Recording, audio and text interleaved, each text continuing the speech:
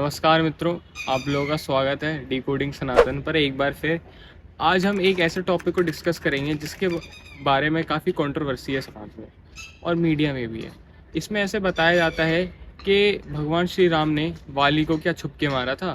तो इसके ऊपर आज हम डिस्कस करेंगे और जानेंगे कि यदि मारा तो क्यों मारा और क्या वो उचित था कि नहीं। मित्रों, जिन लोगों के भी मन में इस प्रकार के प्रश्न आता है कि भगवान श्री राम ने वाली का वध पीछे छुप कर किया, उन्हें मैं ये बताना चाहूँगा कि यही सेम प्रश्न वाली ने भी भगवान श्री राम से किया था कि राम, तुम तो इतने बलशाली हो, इतने शौर्यवान हो, रघुकुल भूषण हो, तो तुमने मेरा वध इस प्रकार छिप कर क्यों किया?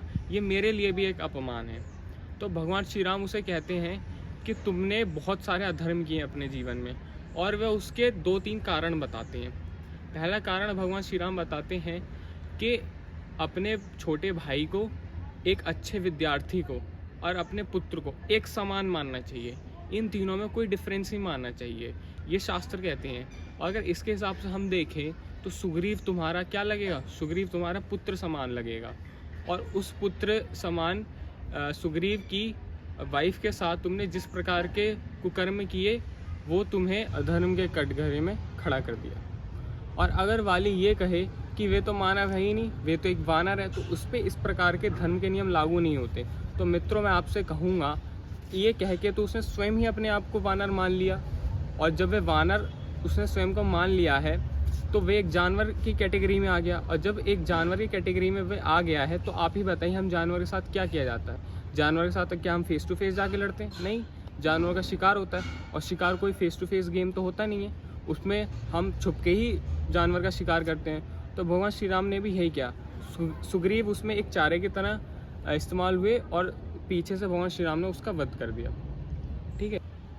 तो मित्रों, दूसरी बात भगवान श्री राम ने उसे ये समझाई कि वाली, तुमने अधर्म किया है, तुम ये अधिकार खो चुके हो कि तुम जाके ये कहो कि मुझे इस प्रकार से दंड मिलना चाहिए। इस बात को ऐसे समझिए दोस्तों, मान लीजिए कि आपने कोई ऐसा काम किया है जिसके लिए आपको कोर्ट जाना पड़े और आपको कोर्ट से दंड मिलने वाला है, तो क्या आप कोर्ट में ये जाके कहेंगे कि नहीं, मुझे इस प्रकार से दंड दीजिए या मुझे इस प्रकार से दंड दीजिए? आप नहीं कह सकते, क्योंकि आपको किस प्रकार का दंड दिया जाएगा वो वहाँ का जज डिसाइड करेगा। और इस सिचुएशन में, इस परिस्थिति में जज कौन था? वाली या श्री राम? इस परिस्थिति में जज थे श्री राम। तो ये पूरा उनका अधिकार था कि वो तय करें कि इस अधर्मी को दंड किस प्रकार से दिया जाए। और भगवान श्री राम ये भी बताते हैं कि मेरे पास ये अधिकार कैसे आया है।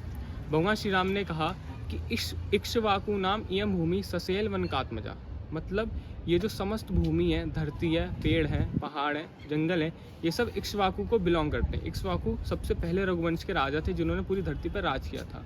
तो ये सारी चीज़ें उन्हें बिलोंग करती थी।